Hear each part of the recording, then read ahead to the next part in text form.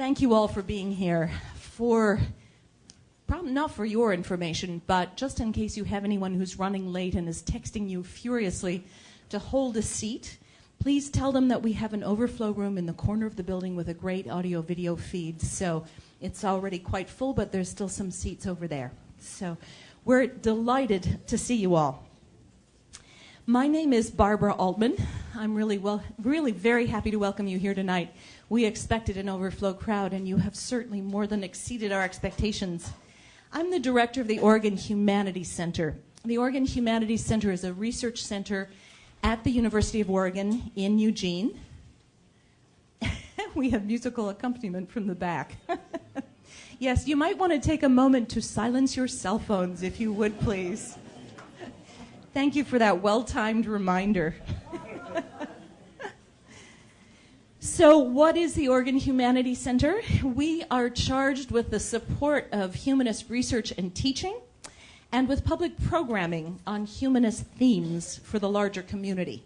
And we take the larger community to mean Eugene and Portland and everything in between and south of us to the California border. We work actively with community partners and with other institutions supporting the humanities. I'd like to acknowledge our communication partner, the Oregon Humanities, very close name, but they are formerly known as the Oregon State Council on the Humanities, and they're based here in Portland. You may know them by their short name, OHUM, which is what they're using on their publicity these days. They have been a wonderful communication partner helping us get the word out about our programming here in Portland and across the state. For Dr. Byock's visit in particular, we also had the pleasure of partnering with Oregon Health Sciences University, where Dr. Byock did 2 separate events earlier today, and also with St. John's Booksellers, who have set up a book sale in the lobby.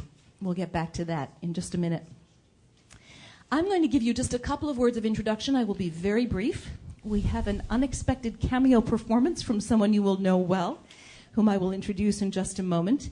But I wanted to give you some context for this talk. Why have we come up I-5 with Dr. Byock, who spoke in Eugene last night?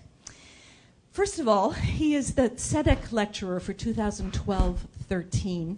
That is an endowed lectureship that was given generously to the center by a donor who's based in Portland. And so on the conditions of that endowment, we have our speakers talk both in Eugene, and then we have the pleasure of coming up to Portland, usually the following day. Dr. Byock is part of a year-long series that we're running at the Humanities Center on the topic of human being human. We started with a civil rights activist and lawyer named Michelle Alexander, who spoke in Eugene in November on the new Jim Crow and the incarceration of people of color in this country. Our next speaker after Dr. Byock is Wade Davis, a National Geographic explorer in residence and cultural anthropologist. He'll be speaking in Eugene on February 12th. We'll also have David Eagleman in March in Eugene. He is a neuroscientist and director of the Laboratory for Perception and Action at Baylor College of Medicine, so that may be of interest to some of you here who are in the medical field. And he'll be giving a talk related to his recent book, Incognito, The Secret Lives of the Brain. We're going to end our series this year with another Portland talk. We're going to be bringing Jonathan Haidt. He is giving a talk on the righteous mind, why good people are divided by politics and religion. And we'd like to invite you back here in the same spot for that talk on May the 29th. If you want more detail on any of this, you can find it on our website. Go to the University of Oregon homepage and look for Oregon Humanities Center. Or even better, add your name to our mailing list and we'll send you either electronic notice or a hard copy of the newsletter, whichever you'd prefer. So I do invite you, if you wish, to get on our mailing list and we'll keep you posted on when we're coming back to Portland. Let's get back to Dr. Byock's lecture, which is the anchor of our series. When we decided on the human condition as the topic for this year, we absolutely wanted to find someone who would speak on end-of-life issues. And there was no one more prominent or more important in the field than Dr. Ira Byock. If you're here tonight, you know who he is. He's a hard figure to miss these days. He's at Dartmouth Hitchcock Medical Center in New Hampshire when he's not on the road. where he's the director of palliative medicine, as well as professor of anesthesiology and the community and family medicine at the Geisel School of Medicine at Dartmouth College. He is now one of the leading proponents of compassionate end-of-life care in the United States as it affects the individual, the family, and the broader community. His first book, Dying Well, from 1997, has become a standard in the field. The second, Four Things That Matter Most, from 2004, is widely used as a counseling tool by palliative care and hospice programs. The most recent, The Best Care Possible, 2012, is subtitled A Physician's Quest to Transform Care Through the End of Life.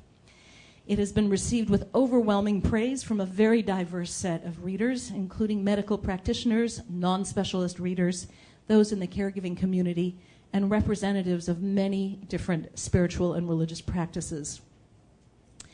It's the combination of Ira Byock's expertise and compassion that makes him the perfect choice for our Tzedek lectureship.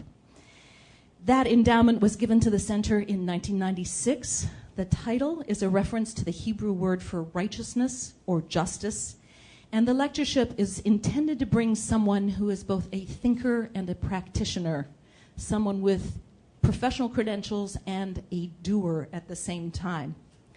Someone who makes personal ethical responsibility to others the focus of his or her life.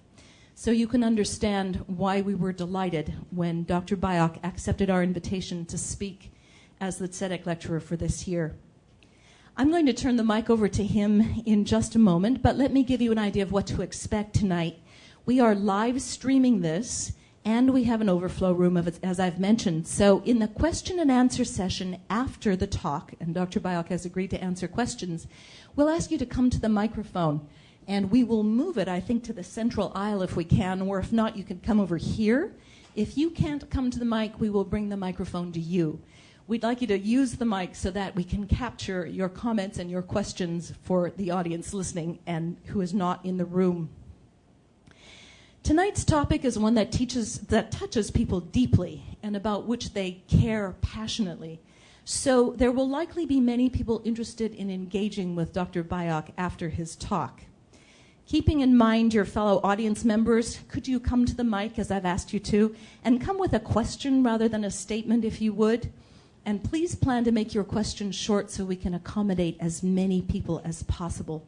I thank you in advance for keeping the exchange as respectful and courteous as Oregon audiences always are. There will be a book signing and sale of Dr. Byock's books after the talk, and that will be in the lobby just outside the big double doors here. Okay, that's all I have to tell you now. Please do look into our other activities. We'd be really happy to have you come back for other speakers. And now I will pass the mic to our stealth guest, an unexpected but very welcome few remarks from Congressman Earl Blumenauer. Here is Congressman Blumenauer. Thank you, Barbara. Thank you for permitting me to drop in out of the sky for a moment. I will soon free up a chair. I'm here on a pass from both my staff and my family. But when I learned that Ira was here and the subject, I did want to come, not to add to the terrific introduction that Barbara has given, as much as to just thank him for his leadership. Some of you know this issue is of great interest to me. If you read my essay in the New York Times about my near-death panel experience dealing with end-of-life care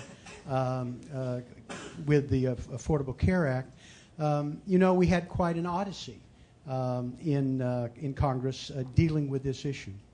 The American healthcare system is the wonder of the world. We have some of the finest healthcare to be found anywhere on the planet.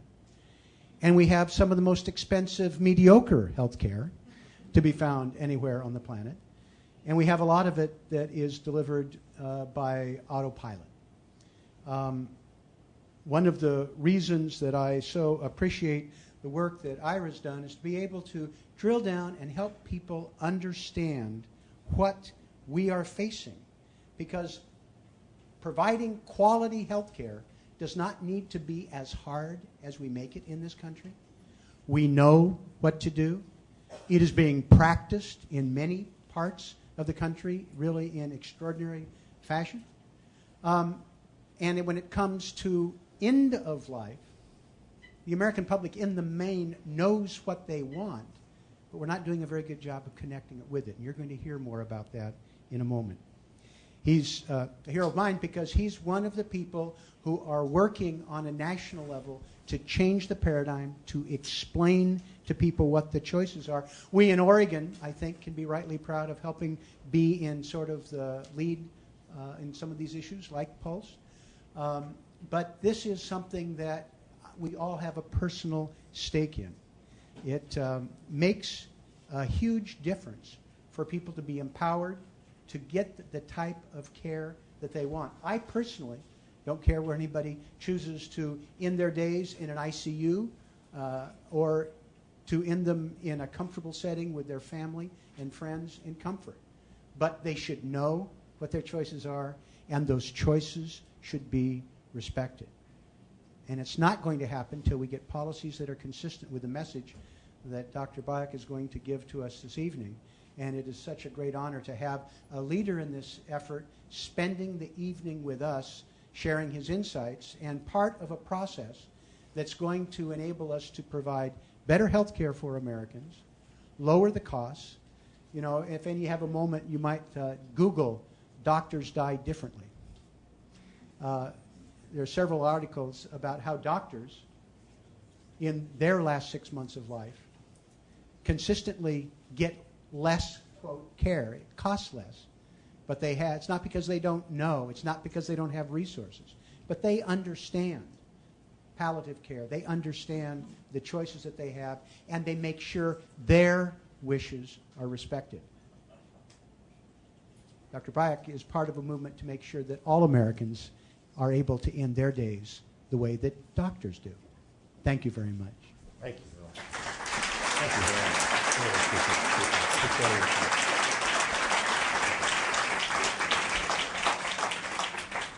Man, I feel like the luckiest guy in the room. This is wonderful. Thank you, Congressman Blumenauer, for being here.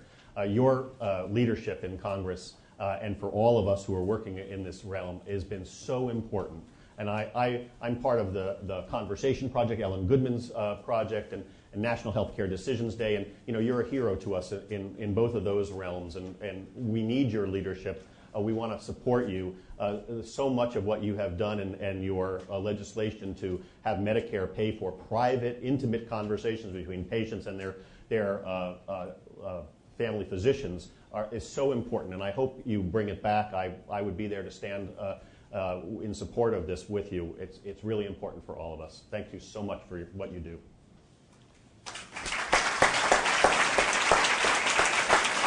And thank you, the people of Portland, for sending Earl Blumenauer to Congress. Thank you very, very much.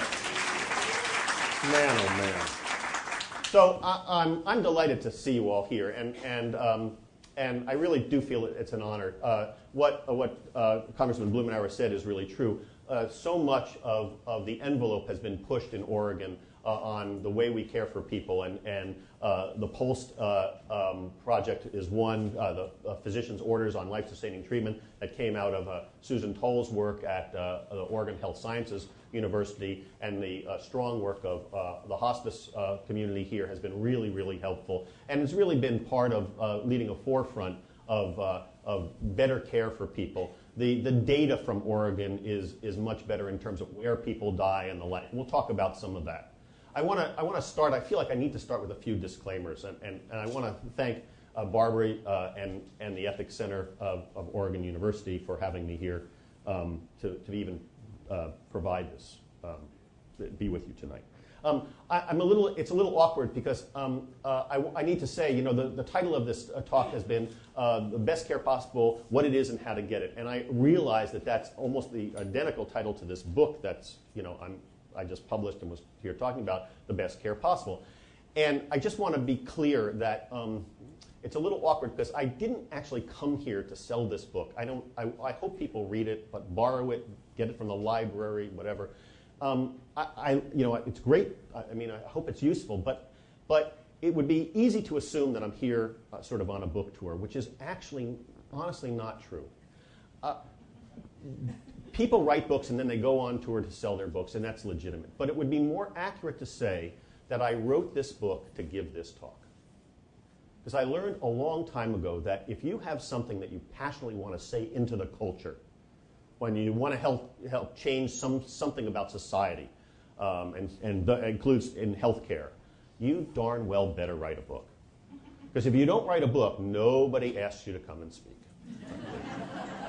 You don't get asked to give interviews. Your op-eds get no attention, at the newspapers. And I have something that we'll talk about that I think we really urgently need to talk about as a national community, as a society, certainly as a health system, but also as a culture. And so, I wrote this book, and it's been working because so many people have heard me on whatever talk show, Talk of the Nation, or today I was on OPB with Alison Frost, and I as a proud lifelong political progressive, I even got on Fox and Friends. Who is that?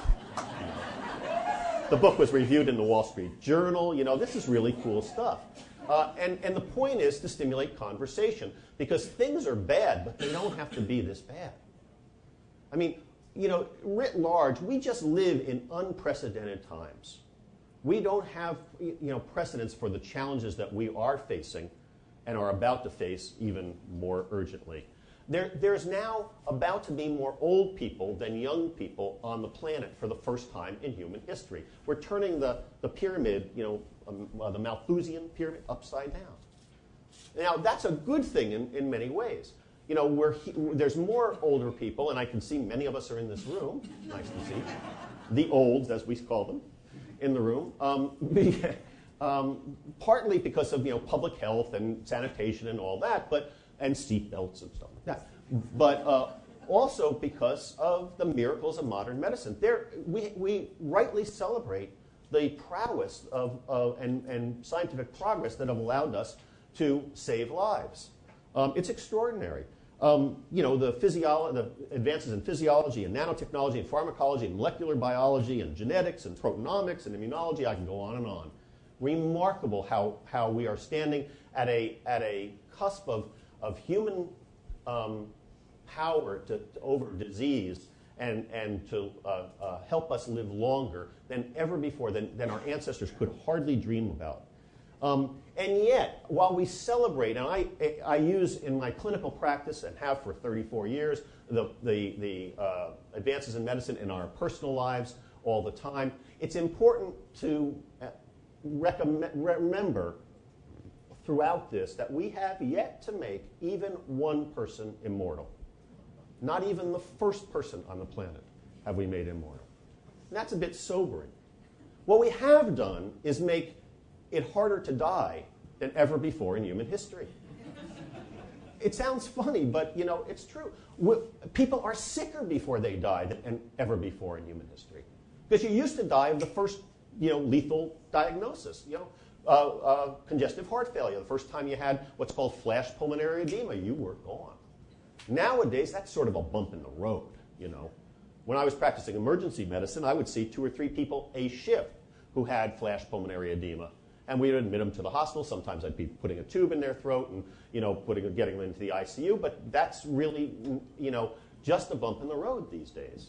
People survive to get just not only their first cancers, but sometimes 2 or 3 cancers. Because we're pretty good at treating even cancer. Upwards of the 60% or so of solid tumors these days are cured.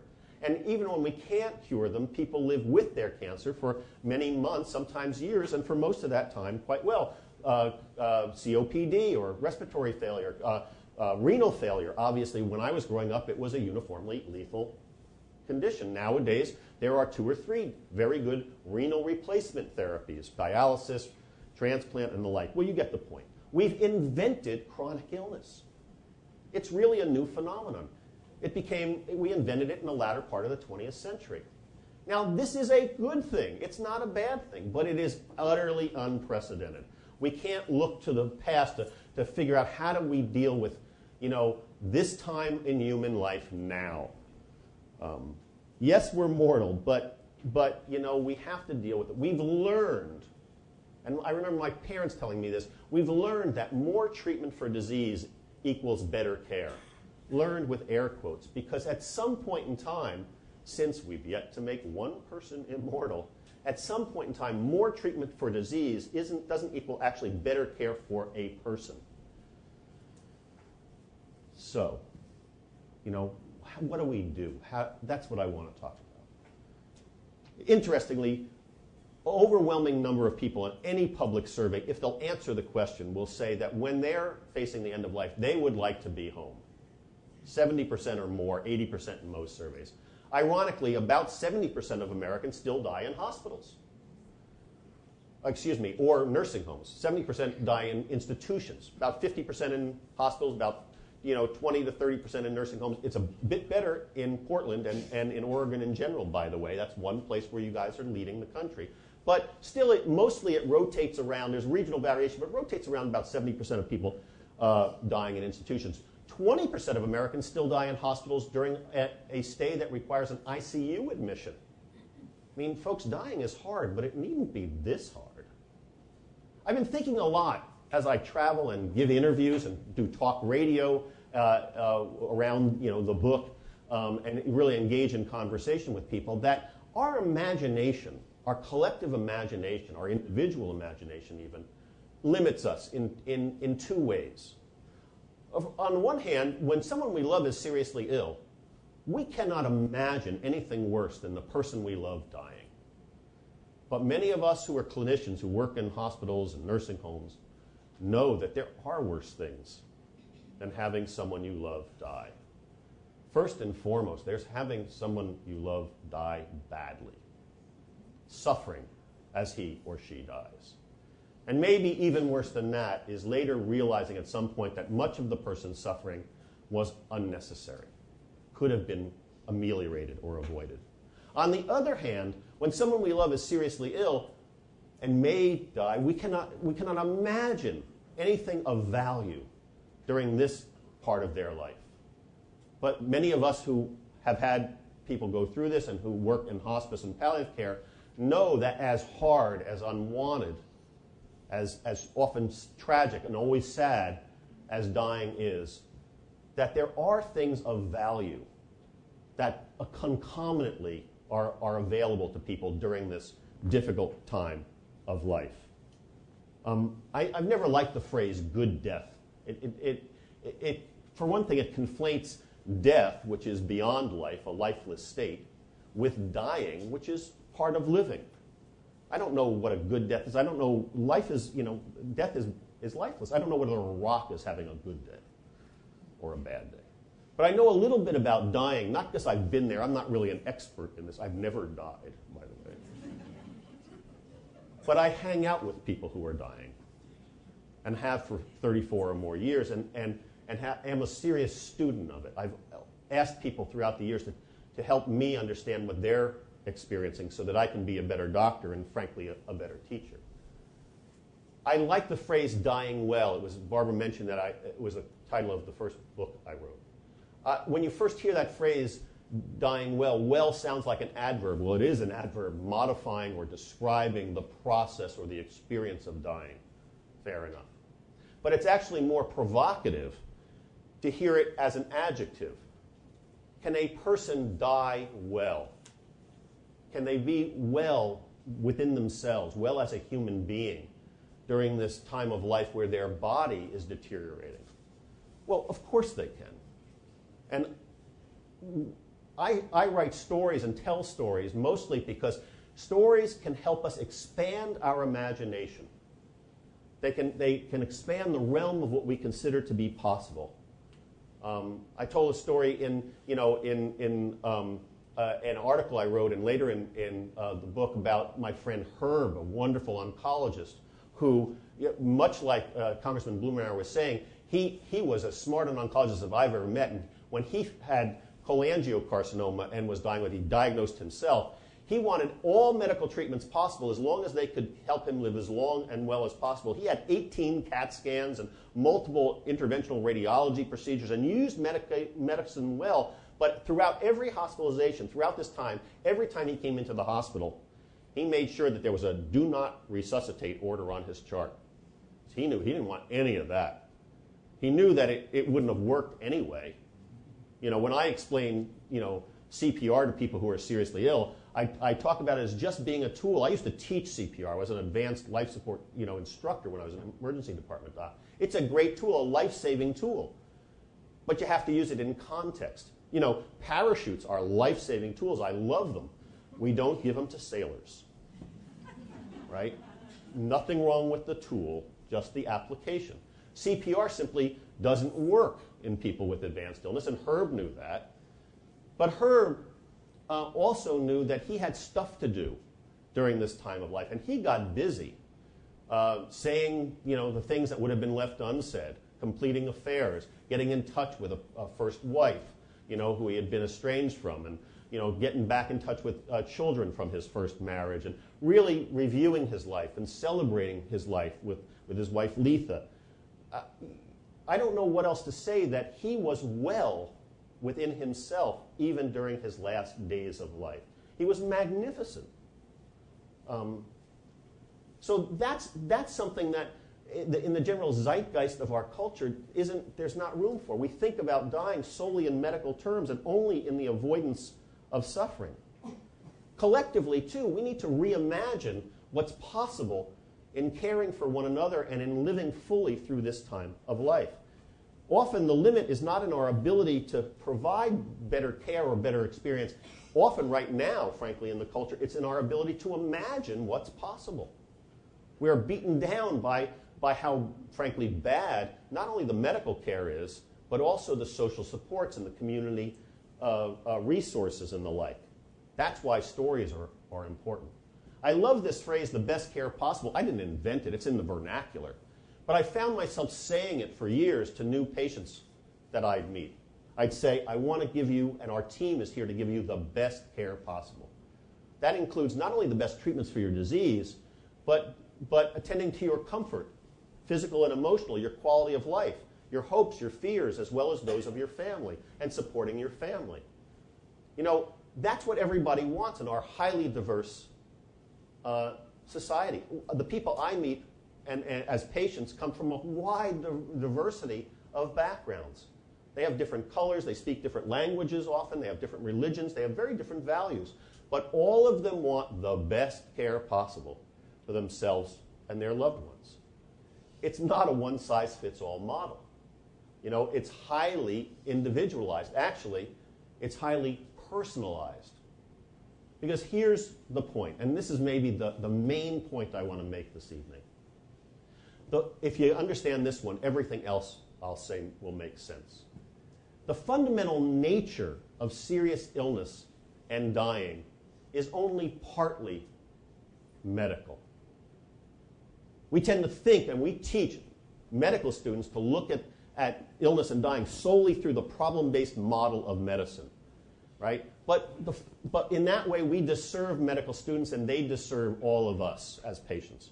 The fundamental nature of illness and dying is only partly medical. It is fundamentally, profoundly personal for the individual and family.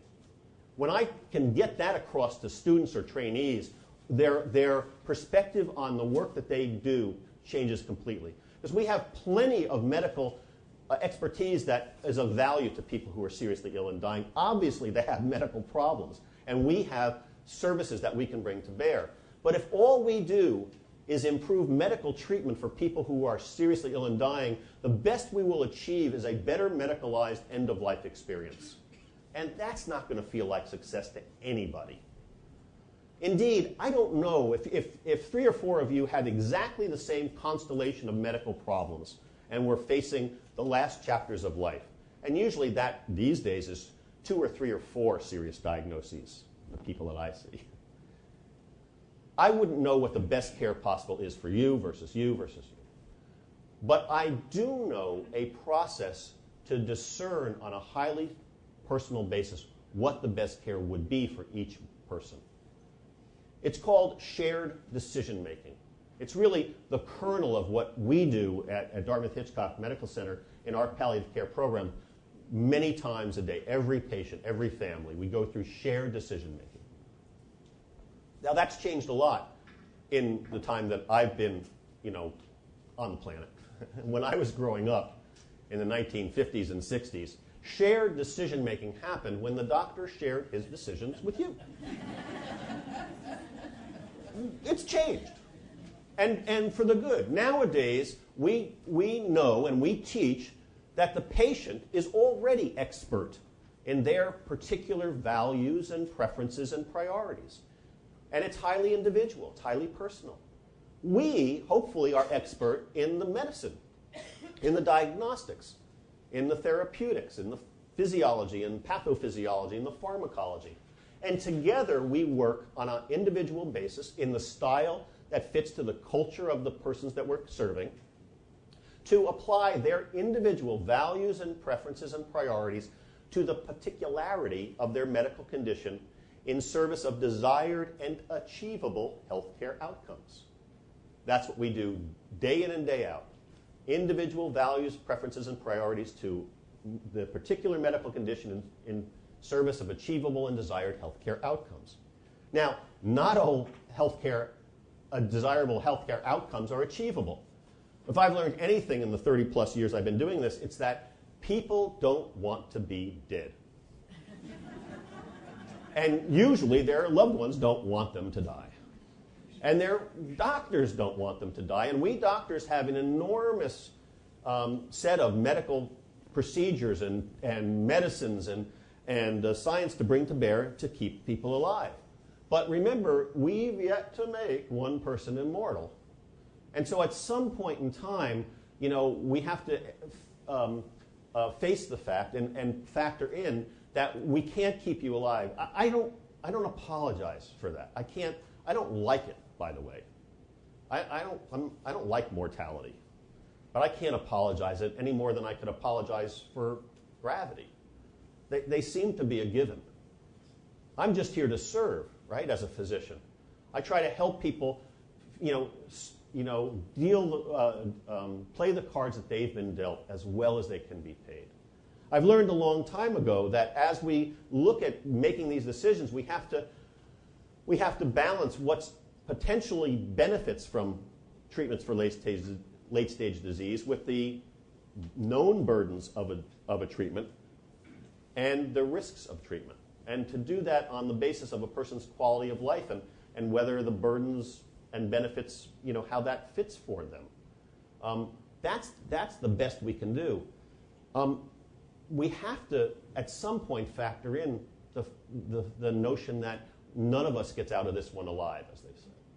Terry Tempest Williams wrote a wonderful book called Refuge, and in it she quotes her mother as observing her mother was living with and dying from breast cancer. Her mother said, "Terry, dying doesn't cause suffering. Resistance to dying causes suffering." At some point in time, that's true. Now, the best care is possible in this highly personalized way for each person, but to do so, to deliver on that, we have to prepare. It's not just a matter of luck. And that's where we're already challenged as a culture. Because if you ask an American, what would your really preferences be for when your time came to leave this life? Most people will say, I don't want to think about it. Thank you very much. Rather not think about that. And it doesn't often get easier to talk about or to engage in preparation and discussion about as people get sicker. Sometimes it does, but many times it actually gets even harder. Harry, I thought we weren't going to talk like that. We were going to stay positive, remember? It becomes almost disloyal to bring it up. As if in talking about it, we were making it more likely to happen. This is true superstition. Superstition is alive and well in our sophisticated, postmodern, 21st century world. What I have found is talking about it doesn't make it more likely to happen. It just makes it more likely to happen in a way that you would, feel would be the way you'd want it to happen. This unwanted thing. Or not talking about it just makes it more likely that it's going to happen in a way that you wouldn't have wanted. That's why things like advance directives and the conversation between patient and and a physician that Congressman Blumenauer has been trying to get Medicare to fund is so important. Now, this became such a highly polarized political topic when Earl put this in the Medicare reform bill and what's become the Affordable Care Act, and it was labeled death panels. This was a purely political tactic by Sarah Palin and Chuck Grassley and others. They didn't really believe it. I have colleagues and friends in the social conservative movement who I don't agree about anything much, but we agree about this.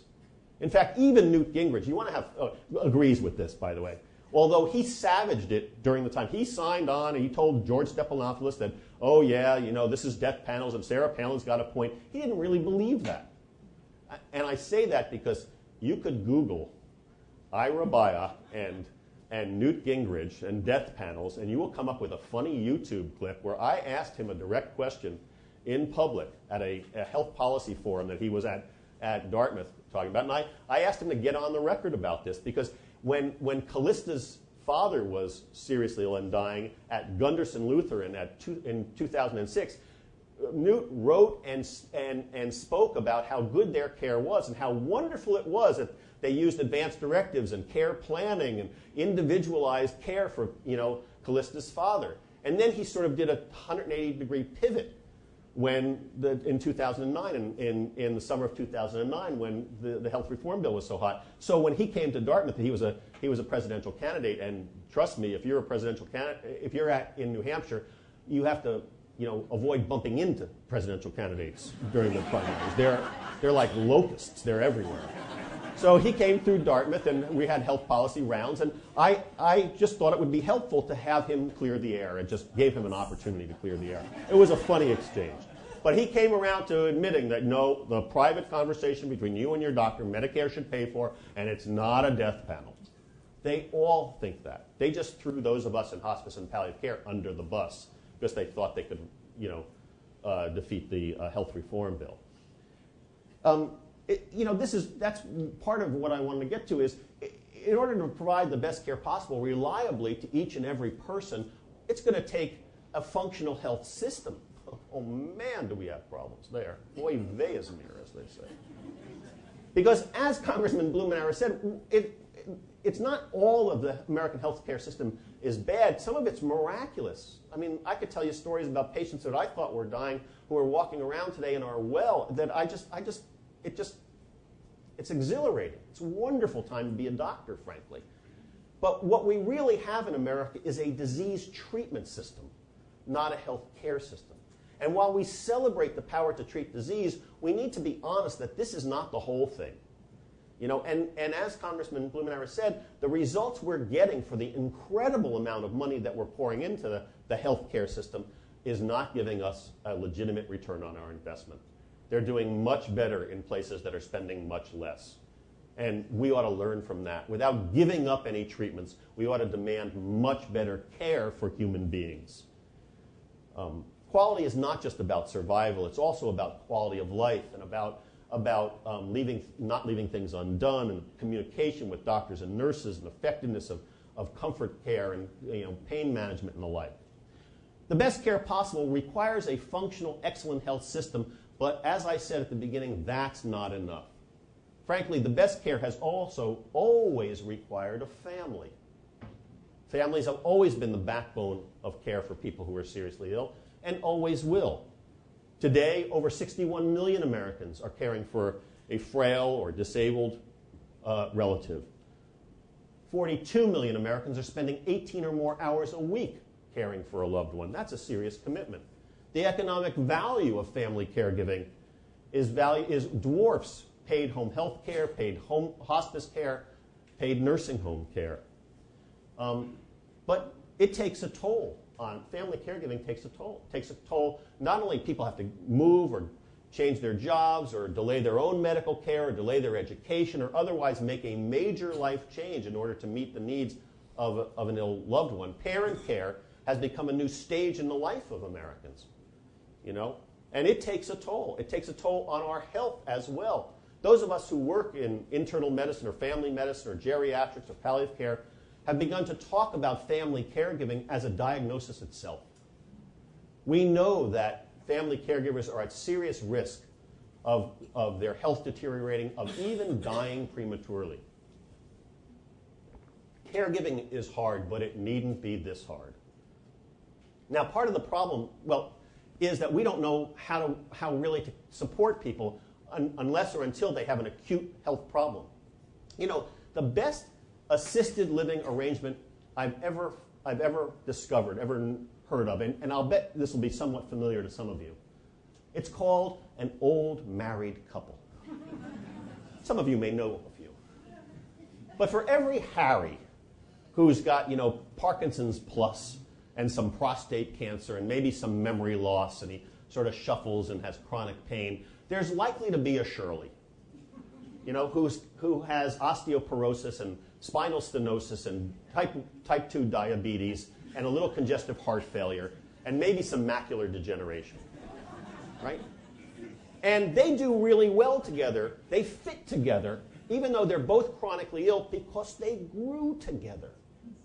Now, these days in America, we don't see them. The healthcare system doesn't see them until Harry has a stroke or until Shirley falls and cracks a hip.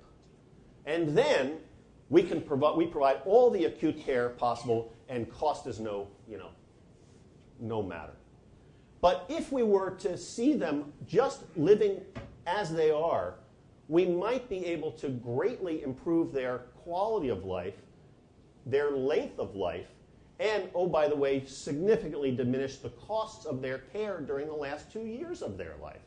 We might be able to go in and support them by getting the throw rugs off the floor so they don't fall, getting grab bars off, cutting the shrubs so that they can see out and people can see in, so that it's a safety risk, a safety measure, getting some ramps up built so that they don't have to negotiate the steps, on and on.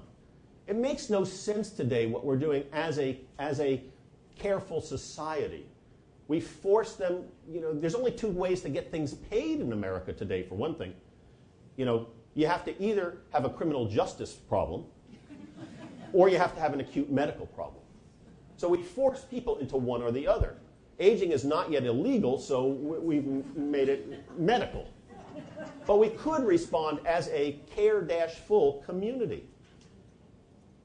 And that's part of what, if we're going to address this really crisis that I think still faces us as we care for people through the end of life, we have to think larger. President Eisenhower says, if a problem is insolvable, enlarge it. We have to think outside of the box of healthcare. Think about caring for people in community. And like family, I think community is more of a verb than a noun. It's about mutuality. It has a substance of a noun, but it's really more about responsiveness, mutuality, a sense that your well-being matters to me, that I'm not entirely well unless you're well. When you're in a real community, that's how things go.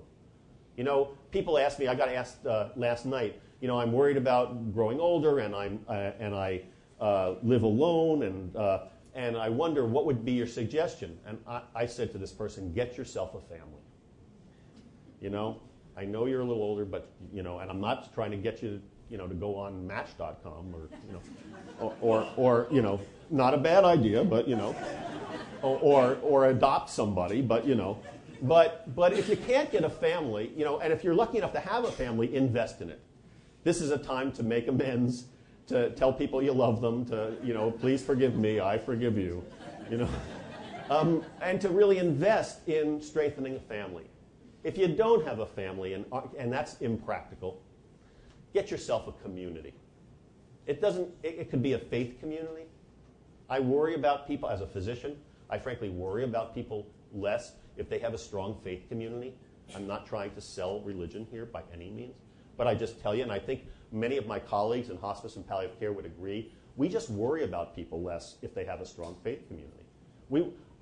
Just as an anecdote, I'm always happy when I meet a patient who's seriously ill and I find out they're a Mormon. I never worry about them. They have got it covered. These people take care of one another. And just notice, that's an example of something we could celebrate in our midst, in our highly diverse society. There's an example of one community that does this well. They do this well. But it's not just LDS. Other strong communities do this. I have examples I talked about this morning of a Universalist Unitarian community in Woodstock, Vermont, who does this very well. But other communities in our midst, workplace communities can be this responsive. School-based communities, neighborhoods, service groups, the Rotary, the Elks, the Lions, even 4-H, all of this. In a real community, your well-being matters to me. And therefore people care for one another out of a sense of enlightened self-interest. Lastly, the best care possible not only takes competent medical and nursing care and the best medical treatments, it takes families and family support and communities. And then, let's face it, it takes love.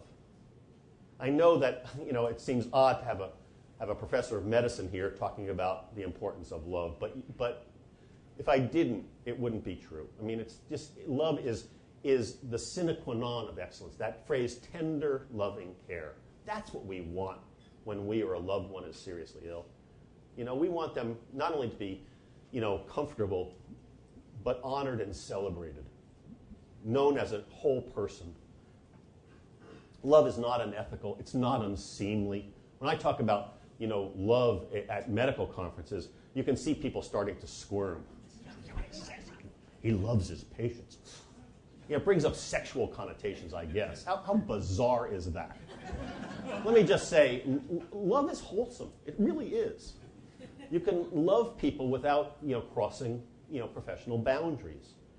Love has always been the initial impetus for the healthcare professions, for all of the clinical professions, all of the caring professions, and it still is the driving force today. We don't talk about it a lot because it's not comfortable to talk about, frankly, but it's there. We know about it. Those of us who are clinicians feel it and talk a little bit about really, how great this patient is or this patient is, how much we want to care for them, what a joy it is to know and care for them, what a privilege it is. We can get there. There's nothing in the canons of medical ethics or clinical therapeutics that disallows human love. And that is part of what we can reclaim, frankly, going forward. Well, so this is all very nice, but we have serious things to talk about. I know why many of you are here. The question becomes, what's stopping us from doing this? We have plenty of money in the healthcare system. We don't have to spend any more money. We just have to spend it in different ways. We have to stop forcing people, to have an acute illness in order to earn our attention. We have to stop forcing people to give up treatment for their disease, to get hospice care for their comfort and quality of life. This makes no sense. We've constructed a system that forces us to give more treatment and less care, spend more money and get less outcomes. But let's be honest, what's stopping us is that we're still fighting old culture wars. We've been pinned down by the culture wars for too long. And we're not talking to one another. I think it's really important that we work together, even those of us who disagree, and there'll be those of us, there are people in this room who are eager to disagree with me tonight, and that's great. I welcome it. But we have a highly diverse society, and I think we have to retire, or at least from this point forward, I want to challenge the branding of two terms that have been taken out of our civic discourse because they've been branded by social movements. The first is dignity, and the second, pro-life. It's really hard to have these conversations when every time I say I'm respecting the dignity of people, colleagues or potential patients worry that I'm talking about assisted suicide. It's a code word for assisted suicide. On the other hand, it's hard to talk about being pro-life, and as a proud political progressive, I am ardently pro-life. And it's got nothing to do with the social conservative movement or abortion or any of that stuff. But it's hard to talk about. Doctors are always pro-life. From antiquity, we have been here to preserve and save and protect and prolong life. In fact, society is pro-life. Why do you think we have fire departments? Why do we have guardrails on highways? FDA, EPA, clean water. All of that is in service of life. We are, the Declaration of Independence starts with a declaration of affirmation of life. We have to retire these in a sense so we can talk about what we really do and what the best care really looks like. It is ardently pro-life. But in order to affirm life, you have to affirm all of life. And that includes the times we call illness and caregiving and dying and grief. There's a number of social conservatives, by the way, who castigate me and people in hospice and palliative care for being the stealth euthanasia of the 21st century. They worry that we're promoting a culture of death. Recently in the hospital, I had 2 patients in one day who were very reticent to see me and our team because they thought we were promoting assisted suicide, or you're like Jack Kevorkian, aren't you? Now, I know in Oregon, people are way ahead of this and are very in favor of the death with dying law. But just know that there's a large segment of the population that's even worried about hospice and palliative care. And in order to get from where we are to where we can be as a society, we have to agree to disagree about some things, but acknowledge that we already stand on high common ground. The large majority of us agree with the large majority of changes that need to be made. We agree that we shouldn't be graduating new physicians who have no clue what an advance directive is, couldn't find one in a chart, don't know the basics of pain assessment or pain management, know more about how to deliver babies than caring for people in hospice and palliative care. We agree, I think, that we need to at least double the amount of nurses' aides in nursing homes, because the nursing homes of today, and there are good exceptions, exceptionally good nursing homes, but in general, the nursing homes of today are abysmal. Let's face it. We're ashamed to take our children there, to explain to our children what these places are. We cringe at having a loved one there, most of us. This is not God-given or part of the human condition. This is man-made. This is part of our society and culture. I think that, and we'll, I'm sure, debate some of the issues about the Death with Dignity Act in a little bit, but I just want to put out there that despite strong differences, heartfelt, passionate differences of agreement, we could choose to come together and stand on high common ground, demanding better medical care as well as tender, loving care for people. I think that when natural disasters strike, Hurricane Sandy just being one of them, you saw people come together and move to high common ground. In New Jersey, where I grew up, the Jersey Shore was just devastated. I grew up in the Jersey Shore before it was a joke or a bad reality show. And it was cringing to see what was happening in the Jersey Shore. But you saw people come together. They didn't say, well, who are you going to vote for? Or which religion do you have? Or where do you stand on social issues? No, they came together reflexively because when a disaster strikes, we're all in this together, right? I submit that death is the natural disaster that awaits us all. You would think that if nothing else would bring us together across politics, religion, social beliefs one way or the other, that we could stand on high common ground together and work together. So what needs to be done?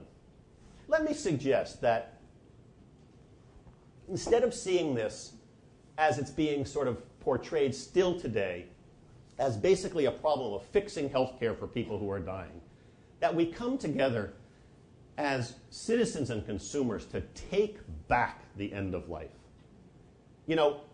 Those of us in the room with a little gray hair, we've done this before. We did it when we were having children. We took back the beginning of life. I was born in 1951. I was born under general anesthesia. When I was growing up, pregnancy and childbirth were medical events, right? When in the late 1960s, early 1970s, actually a little bit before, we began to take it back. Pregnant women and their spouses said, we demand expert medical attention, better medical attention that's currently being given to pregnant women and women in childbirth. But the fact that we need expert medical attention during these periods of time does not define these experiences as being primarily medical. They are fundamentally personal for the woman, for her family. And so we took them back, demanded better care, but more. So prenatal care changed dramatically. It went from just checking the urine for protein and blood pressure of the woman to prevent eclampsia to looking at peak health, to looking at exercise and peak nutrition and sexuality and Lamaze classes and breathing and getting the spouse involved and La Leche League and the like. And things changed dramatically. When I was growing up, they didn't let fathers in the delivery room. Are you kidding? And when it was first pushed for by citizens and consumers, the initial response of healthcare was to push back. Well, we can't allow that. It's not safe. They'll fall over. They'll faint. But we pushed through it. And in fact, the data started to come out pretty clearly and has continued that the results of prepared childbirth are actually better than unprepared childbirth for all involved. Nowadays, not that many decades later, we now worry if the father isn't in the delivery room. What's up with that? What's happening? It's changed dramatically. Well, let me just suggest that a very similar citizen-consumer effort is needed to take back this last portion of life. We need to do it. Many of us have just been through caring for our parents during this period of parent care. How did it go for you? Let me tell you, as a physician married to a nurse, it's been hard. Even those of us who understand the healthcare system have found that it's been hard to meet even the basic needs of frail parents. And living at a distance, it's been really hard. Let me just suggest it doesn't have to be this hard. Part of the problem is we only pay for medicine. It's only criminal justice or medicine. That's all we see, and we make this much harder and much more expensive than it has to be. Nowadays, we pauperize people for being seriously ill and not dying quickly enough. That doesn't have to be like that either. So it's time to take it back. There is going to be some policy initiatives that are needed. We need to set policy, frankly, and I'd love Congressman Blumenauer's help for this, that stops the artificial, arbitrary, and unnecessary requirement for people to give up treatments for their disease to get hospice care for their comfort and quality of life. It makes no sense. It's more expensive than it needs to be, and it results in higher costs and lower quality. It needs to be changed, but it's going to require, quite literally, an act of Congress to change it. We need to double the amount of nurses' aides in nursing homes. I mentioned that before. If you really want to protect people's dignity through the end of life, make sure that there's enough staff to answer the bell when your frail grandparent or parent needs help in getting to the bathroom. That would be the basics. We could do this. People say, well, how are we going to pay for it? If you double the staffing in nursing homes, fewer people will be traveling to the emergency department in the middle of the night when they get a fever or have pain, because they'll be able to care for them on site. We need to start teaching medical students as well as nursing students at least as much hospice and palliative care, communication, shared decision-making, counseling around the difficult but normal challenges of life completion as we currently teach medical students obstetrics. Now, it made sense in the middle of the 20th century to teach the 200-plus hours of obstetrics we teach to every medical student, because doctors delivered babies. Nowadays, very few doctors deliver babies. And every single doctor who delivers babies in his or her practice has done a post-medical school, postgraduate 3 or 4 year residency in either OBGYN or family medicine. And, oh, by the way, the last time I checked, only about 50% of patients were at real risk of having an obstetrical experience. Most doctors now care for people who are facing the end of life. Not just hospice and palliative care doctors or geriatricians, but cardiologists, neurologists, oncologists, critical care doctors, hospital medicine doctors, you name it. We're all participating in care at the end of life. When I teach medical students, I acknowledge, I have them put their hands in the air what they think they're going into. And those in the surgery and surgical subspecialties or internal medicine, the internal medicine subspecialties, I inform them, you're all going to be practicing end-of-life care. We're just not teaching you to do it. We're setting you up to fail. That has to change. And frankly, it's going to have to be imposed, I think, by legislation and by citizen consumer pressure. The deans don't talk to, they don't want to hear from me about it. And I have people in the obstetrics department at the school that I teach in who aren't talking to me because they've heard me say these things. I mean that literally. We have to get over this. It's harder to change curriculum in a medical school than establish peace in the Middle East. It's a very sacred thing. So some of this has to be imposed by citizen consumer pressure. Well, that's what I wanted to tell you. I think we're at a tipping point.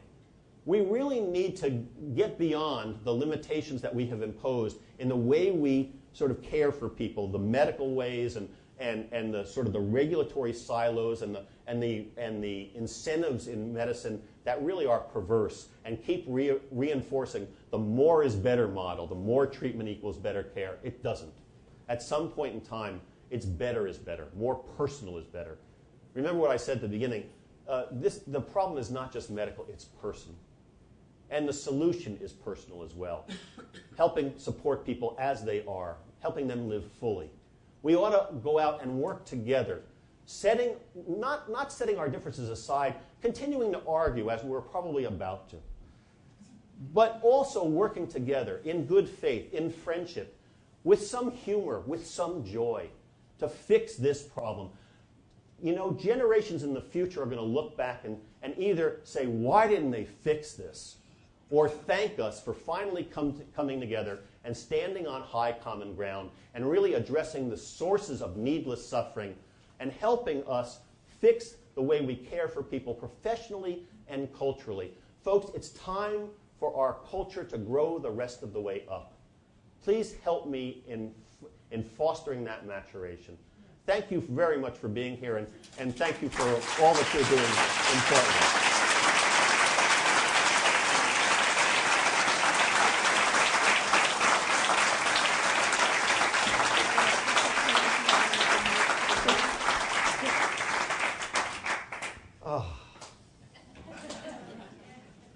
It's really good to be here. I love this town. My daughter, who's here, can you wave, Satya? Satya went to Lewis and Clark College, grew up in Missoula, Montana, a place, sort of, and is back in Portland because she's a Portlandian. I'd like to invite people who would like to ask a question to come to this mic in the middle aisle. Those of you who are in the overflow room, hello. We haven't forgotten about you. If you'd like to come in and join us in the main room, please do.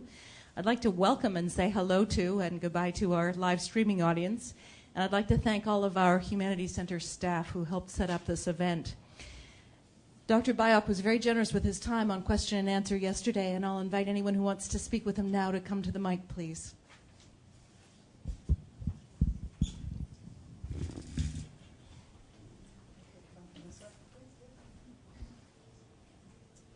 Byock. Indeed a pleasure. Thanks. What's your name? My name's David. I'm a hospice chaplain. Thanks for being here. Yeah, you got it. So a long-standing question that I've had, and it's great to ask somebody like yourself with all your experience, is the impact of comfort meds on a dying person's ability to relate to their loved ones, to their source, their sense of higher power. Yeah. It's a concern that, too often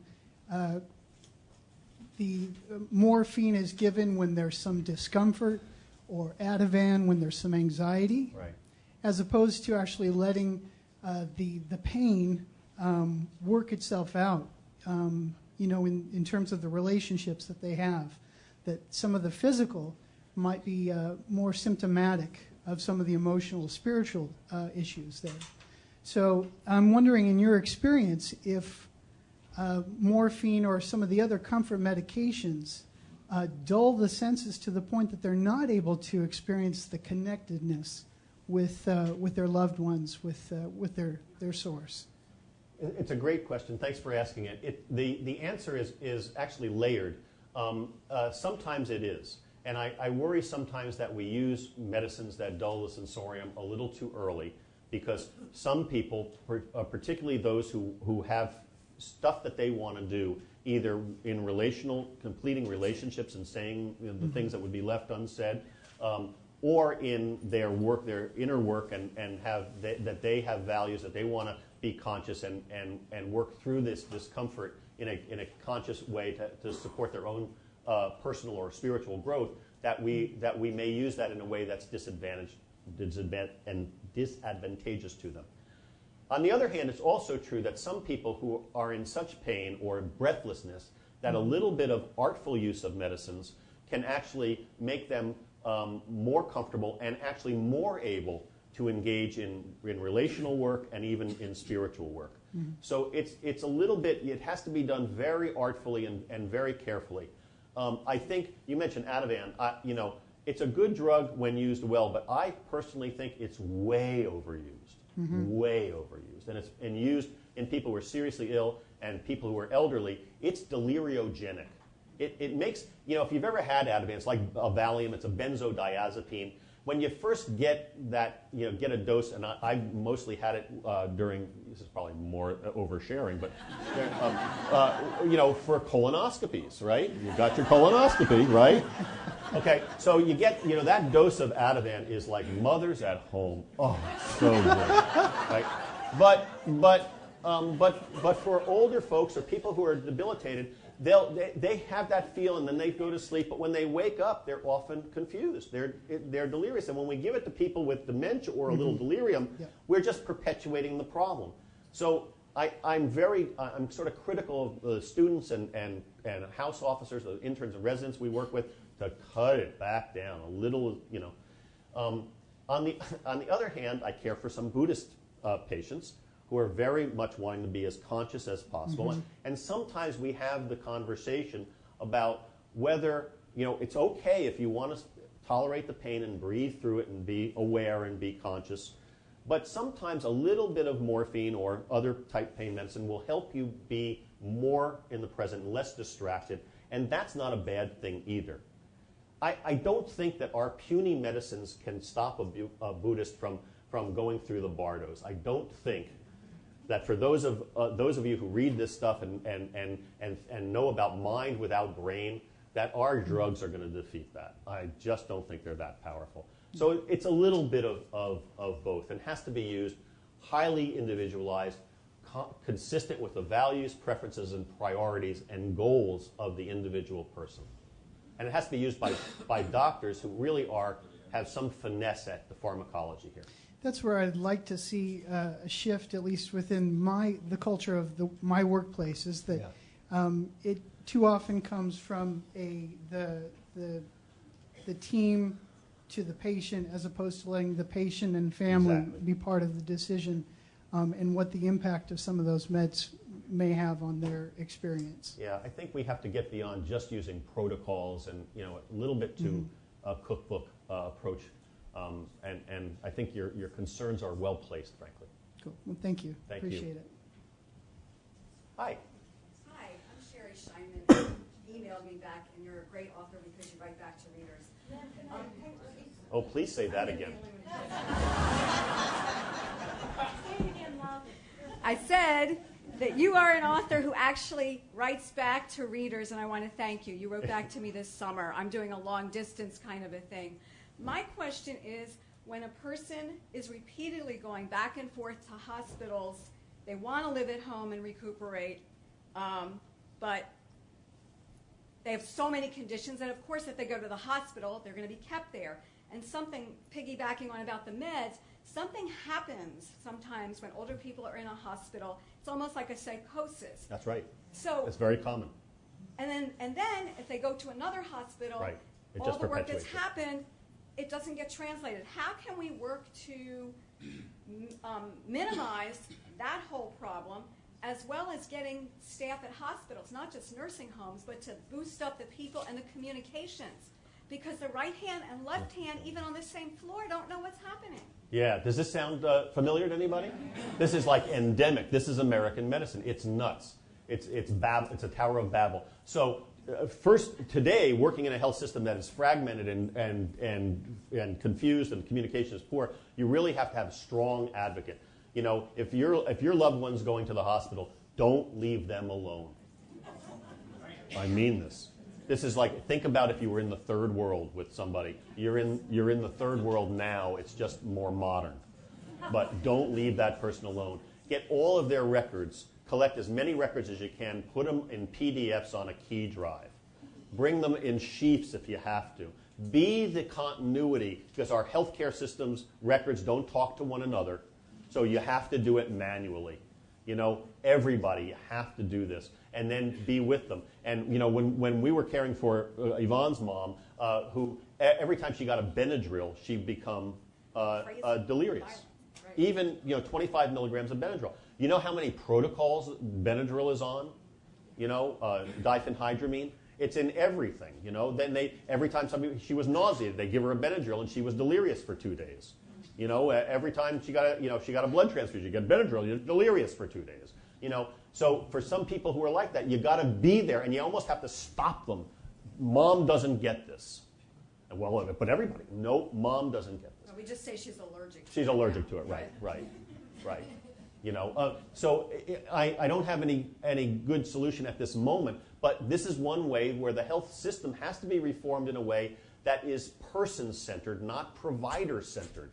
Right now, it's always about the doctor or the health system you're in, you know, and even there, from one unit to another, handoffs are done poorly. We're starting to look at this, and I have to say I have some hope, because in the Affordable Care Act that was passed, the CMS, the Medicare system, and others are putting in place some standards and measures that start to address things like handoffs and med reconciliation and the like, and allergies and the like. And it may get better, but it's going to take a long time. I think for the foreseeable future, if you have a frail elder or seriously ill loved one, and they need to be in the hospital, go with them. And you got to make sure that that communication is safe. See them every day, as many times, and if you can't see them, get your brother or friend to be with them. You have to be that strong. Be polite and persistent. Be polite, prepared, and persistent. And only if that fails, then after a while, drop polite. Well, it's different staff every day, so right. What are you going to do? But thank you. Thank you.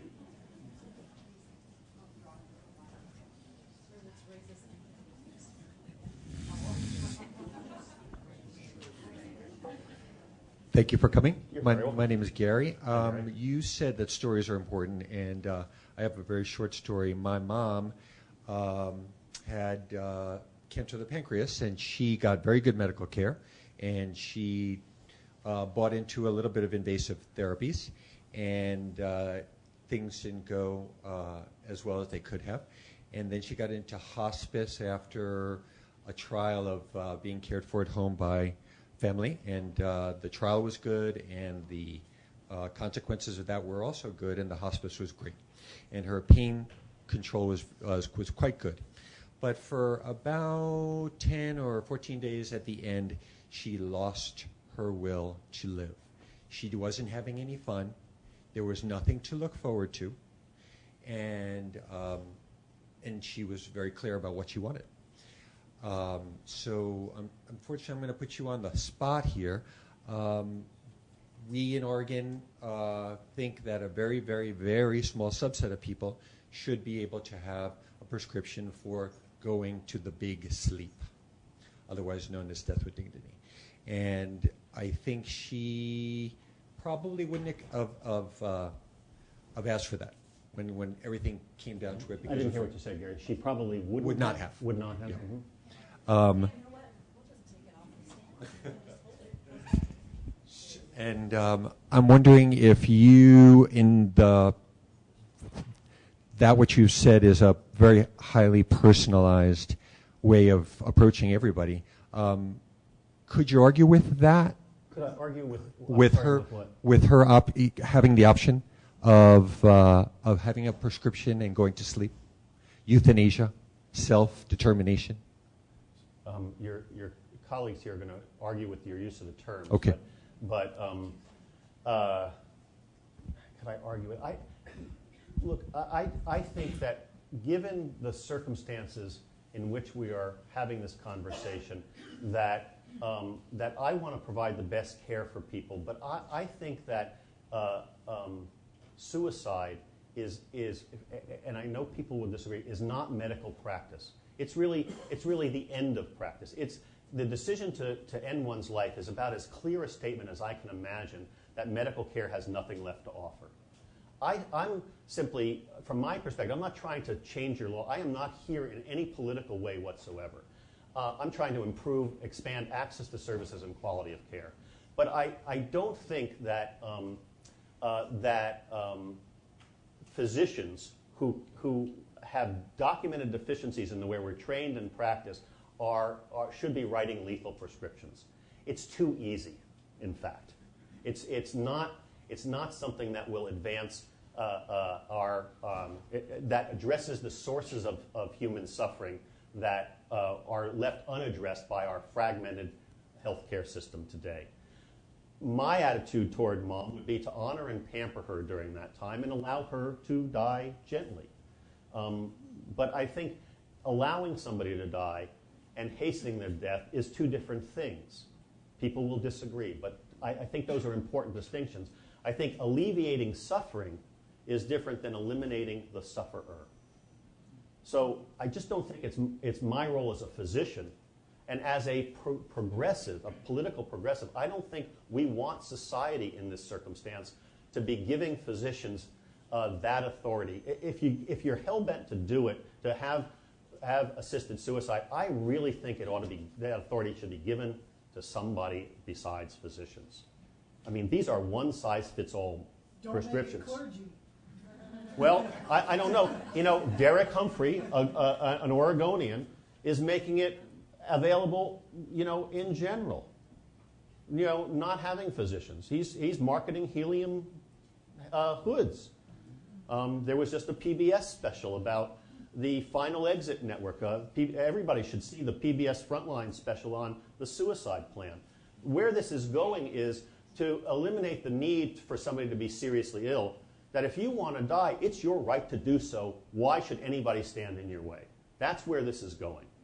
And I was appalled by the PBS Frontline suicide plan, but I got to tell you, I'm in the small minority because the reader comments were that viewers loved it. They thought that this is great. Everybody should have the right to end their life when they want, and doctors be damned. I think that throughout human history, doctors are not supposed to do three things. We're not supposed to personally gain beyond our legitimate charges. No scamming, right? You shouldn't end up in somebody's will when you're their doctor and get their Ferrari or their house. It happens. It's not okay. Secondly, no sex. Even if the patient is the one who starts, oh, I know you're the only one who understands me, doctor, and you feel it too, and I know, it's really true. Even if you know a couple who've been married for 25 years and have 3 kids and it started as a therapeutic, it's not okay. The exception does not disprove the principle. And third, and most important to this conversation, no killing. In antiquity, doctors gave up killing in response to getting the authority to do our practice, to touch people in intimate ways, to probe their bodies with our fingers and hands and instruments, to talk about the most intimate subjects in utter privacy. We gave up that. And throughout history, the medical profession has stood aside and said, we don't do this. We don't do euthanasia. We don't do capital punishment, even where it's legal. The medical profession has stood aside and said, we don't do this.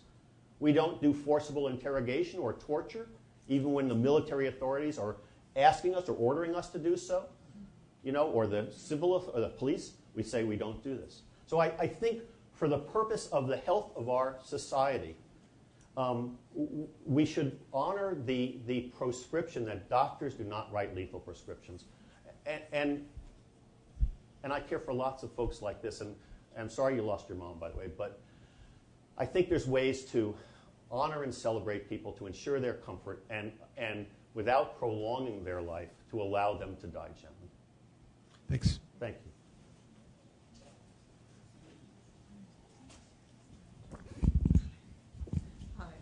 Hi. I'm Trish. Hi, Trish. Thank you for coming to Portland. Pardon? Right there? Okay. I saw you last night streamed from Eugene, and I spent a lot of time today after seeing you last night streamed on the internet, and thought a lot because I'm a psychotherapist and because I'm the youngest in a family of 10 children. And I've seen many of them already die, some well, some not so well. And it struck me as I thought about the practical that you're discussing in so many ways, but also the cultural, the large cultural thing that we as elders, and we have a room full of many elders here, we have an old story of eldering, and we know the value of eldering with mentoring and nurturing. But we don't allow elders to have their place in this society. And it seems that a lot of what you're proposing and that you're trying to integrate with the practical and the larger cultural is a revisioning of being elders in new ways. Do you see it that way, that this is a cultural shift of revision? It's certainly a cultural shift of bringing the values that are resonant within our culture into this unprecedented new life that we're living, or new age that we're living, where parent care is a part of life, and where we're living into a third or fourth chapter of our lives that's really different. And so, to that extent, yes. But it's not just. I just want to make a distinction. It's not just that I'm worried that I'm getting older, and I'm worried how my parents went through it, and how I see other patients going through it. I am worried about that. But in all honesty, I'm also worried about my daughters and how they're going to struggle with parent care if we don't fix this. Let me tell you, the nursing homes of today, as bad as they are, may make the nursing homes of tomorrow may make the nursing homes of today look like luxury hotels. The demographics are working against us here. So unless we get active, right now, I actually am motivated every day, partly because of my own well-being and my wife's well-being in the future, but also because I don't want to leave a burden of parent care to my daughters, who ironically is in the audience today. But I say this everywhere. It really worries me that this is happening, because it's been hard now. It may be really harder. So I do think, Rabbi Zalman Schechter talks about aging and saging, and we do have a lot to offer. Certainly, those of us, in this new old age, of more healthy old age, have a lot to offer to others. Well, it seems time for a new mythology about us elders. I love your thoughts. I think many of your thoughts are certainly an avenue for us to get there on a lot of different levels. So thank you. Thank you, and I hope you're writing some of these thoughts. Oh, thank you.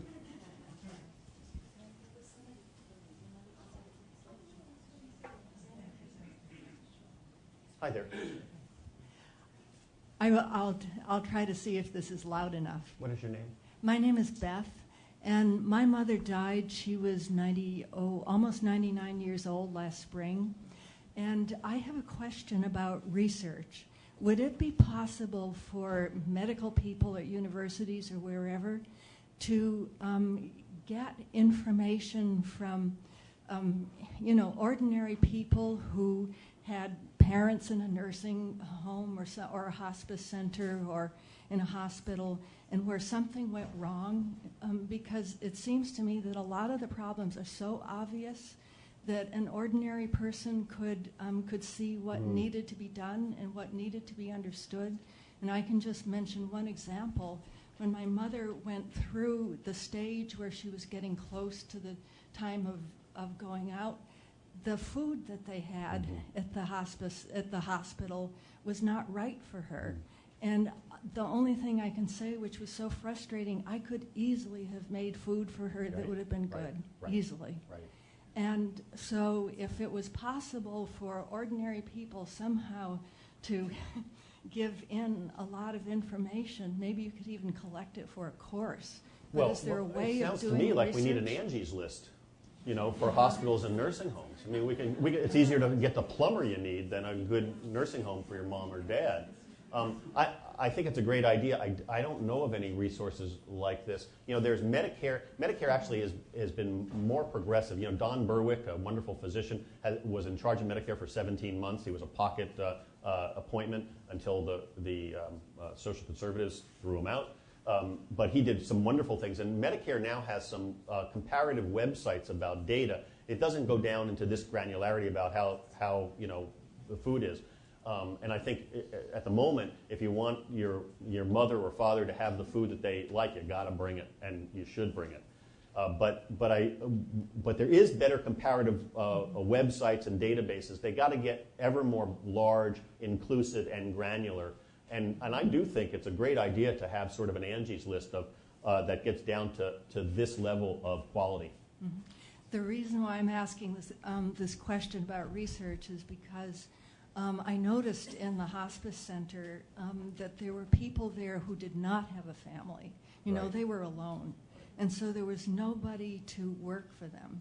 And so I don't know if there's some way to get general detailed information so that everybody can have it. That's what I was hoping. I don't know of it, but I think it's the sort of idea that is necessary so that we can be informed consumers and advocates for those that we love. Absolutely. Thank you very much. I'd like to respond to or make a comment about the euthanasia or death with dignity issue. I think the better physical care we give, the better pain control that we're able to give, the better spiritual care and support, the better tender loving care, the less of an issue this will be. Because if people feel well cared for at every level, I don't think so many people are likely to really want to leave before they have to leave. Can I just add to that? And that won't fix all of it, but it will tone down the heat under it. But many people that I talk with who are wondering about and would be in favor of leaving this life and having a prescription to do so are suffering. They're not usually suffering in pain. They're suffering this perceived loss of dignity, frankly, which is I take very seriously. Some of them are feeling undignified because they have gone through all of their family's savings. They are leaving their families with bills. Just notice, that's an American source of suffering. My Canadian relatives aren't so worried about this. My friends in the UK aren't so worried about this. But it is an important source of suffering, an almost endemic source of at least some discomfort and really social challenge in any family who has a seriously ill loved one.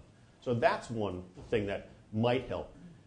It's so interesting. In Oregon, you can qualify, if you're seriously ill and have a terminal illness, you can qualify for death with dignity in some ways easier than you can qualify for hospice care. Because in hospice, it's not only necessary to be dying, you also have to be willing to forego treatments for your disease, which the Death with Dignity Act doesn't require people to do. So that's an ironic sort of, from a social progressive perspective, I think, well, what's up with that?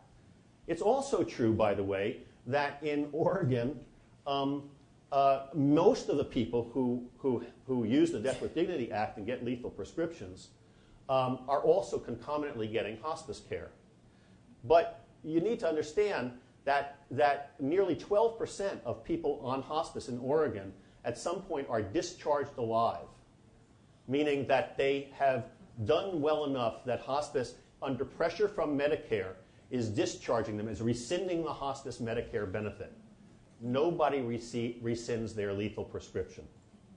So just think of what that message sends to a terminally ill person who has gotten hospice care and a lethal prescription, but they come and take away his hospice care.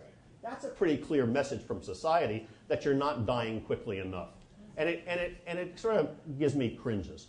Secondly, we talk about spiritual support and the like. Well, if I was an Oregonian physician, I could write a lethal prescription, but I couldn't give you medical marijuana so easily.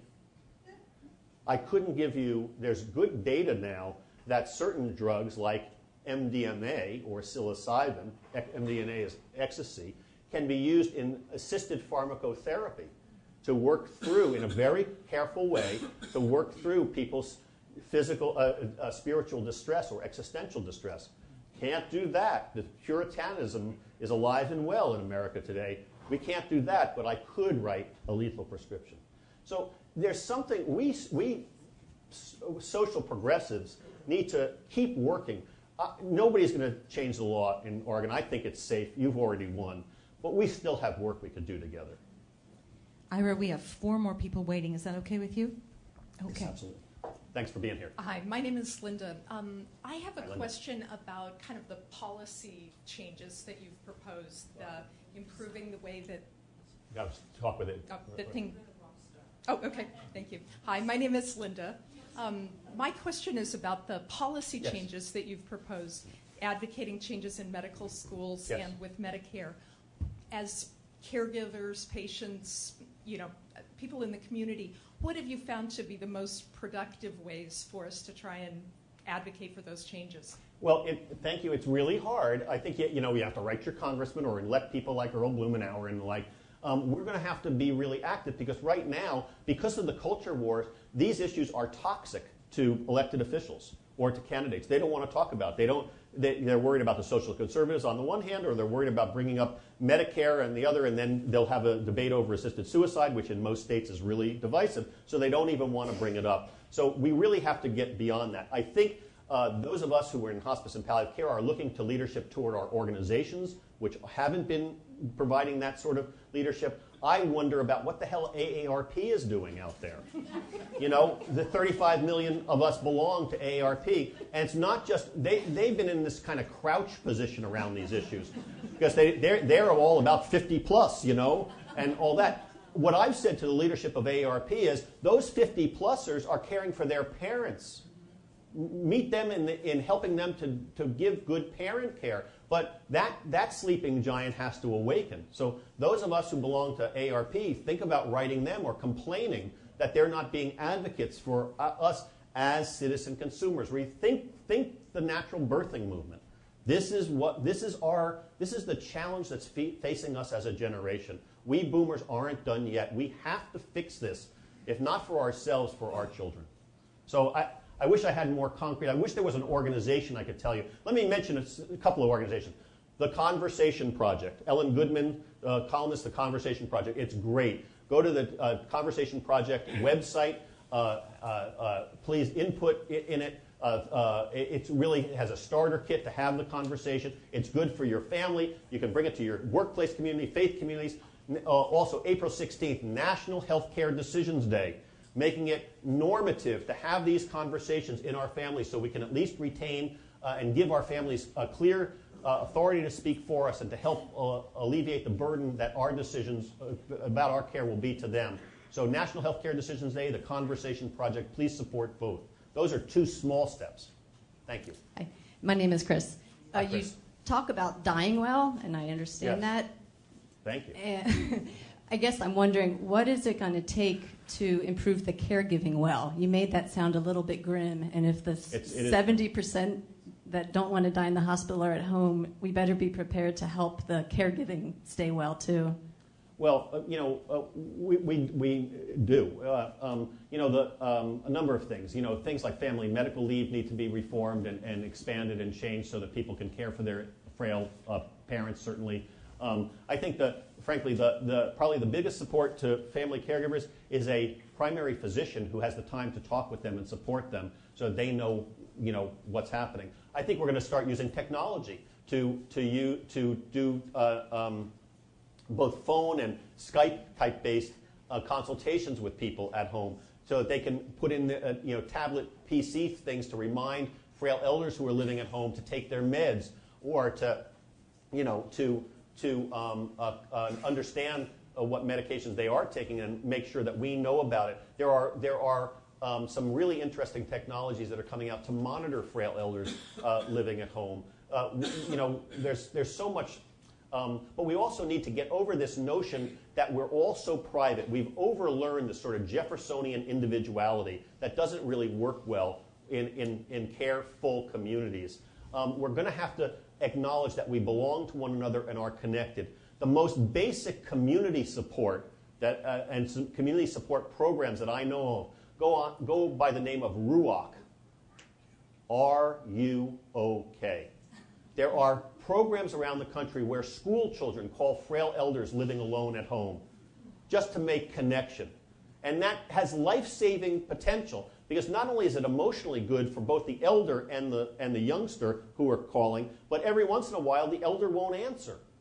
We go out and see what's up, making sure that they're not found down 2 days later on their kitchen floor, having fallen and being unable to get up. So anything that connects frail elders to other people, to community, has a natural monitoring effect and can be responsive to their needs. I mean, I see the potential in the future for the Meals on Wheels people to be connected to healthcare and visiting nurses, for Stevens Ministries and parish nurses to be involved, for the mailmen even, with permission, probably be a checklist to be able to tell if somebody's doesn't answer or their mail is piling up so that there's a responsiveness. I can even point to some pilot projects where police are involved in doing check-ins and tuck-ins with frail elders in small communities. This is part of a careful, responsive community.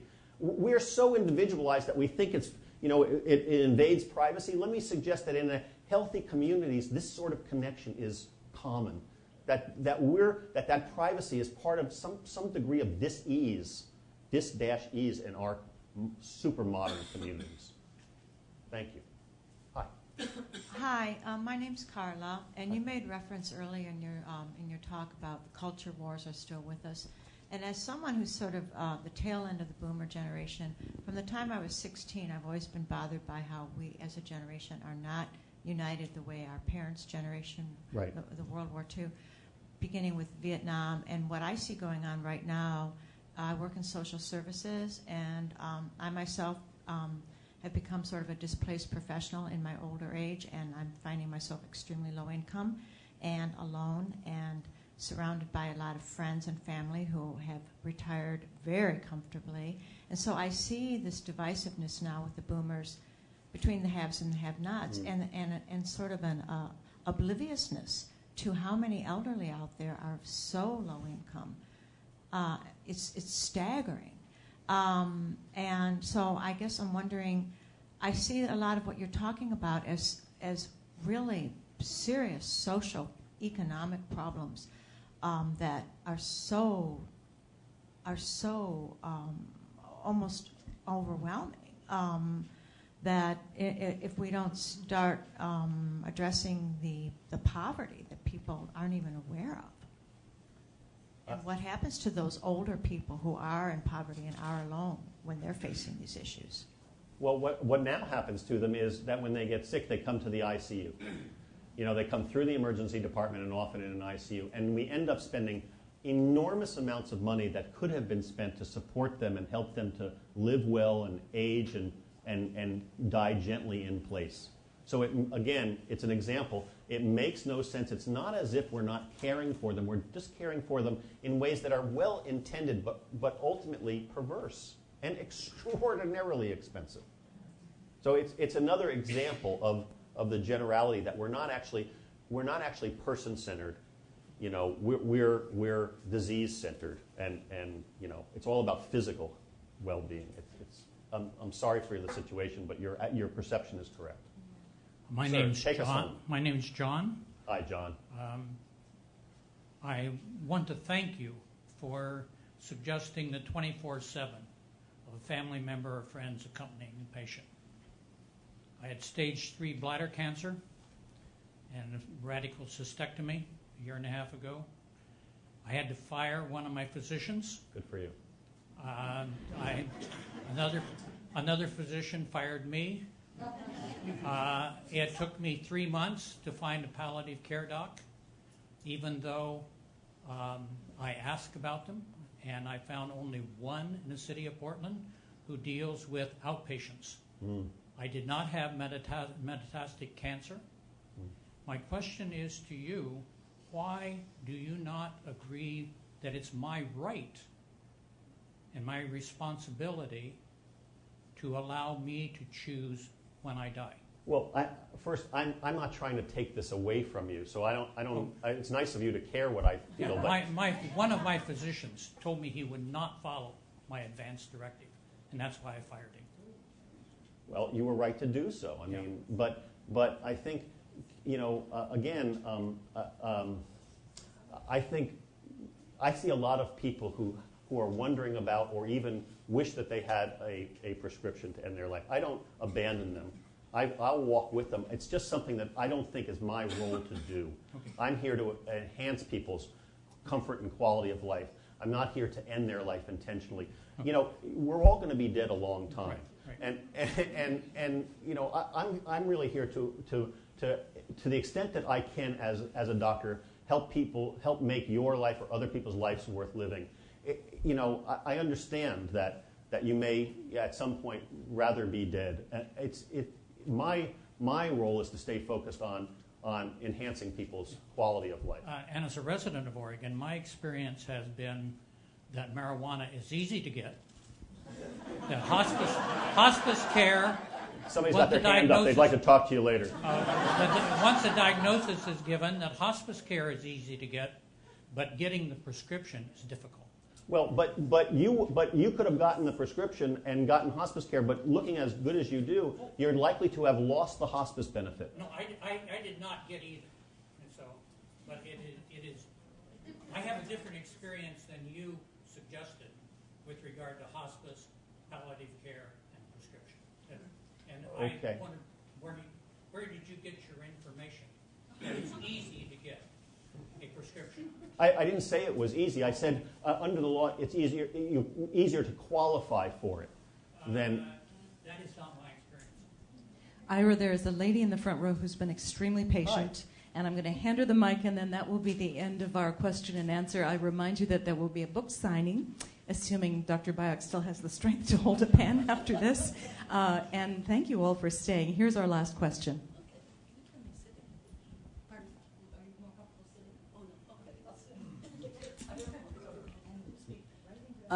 I'm June.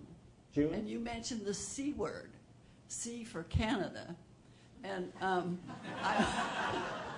a healthcare professional, and I also have had the experience of being the oldest of 9 children raised in Canada, and am familiar with the Canadian health system. And what my question to you is, there is a lot of information, non-information in this country about the negative things about the Canadian health care system, but very little of the positives. And having had a sister diagnosed with stage 4 breast cancer and lived quality life with treatment and palliative care and at home in a context of loving support for 19 years, I suggest that perhaps maybe we should open our minds to the Canadian healthcare system. You're absolutely right. As I say, my wife is Canadian. She now has American citizenship too. We have many relatives in Canada. The healthcare system in Canada is much better than you would be led to believe by the American press. They get excellent care. The queues aren't that long, and they spend about half of per capita of what we do in the United States.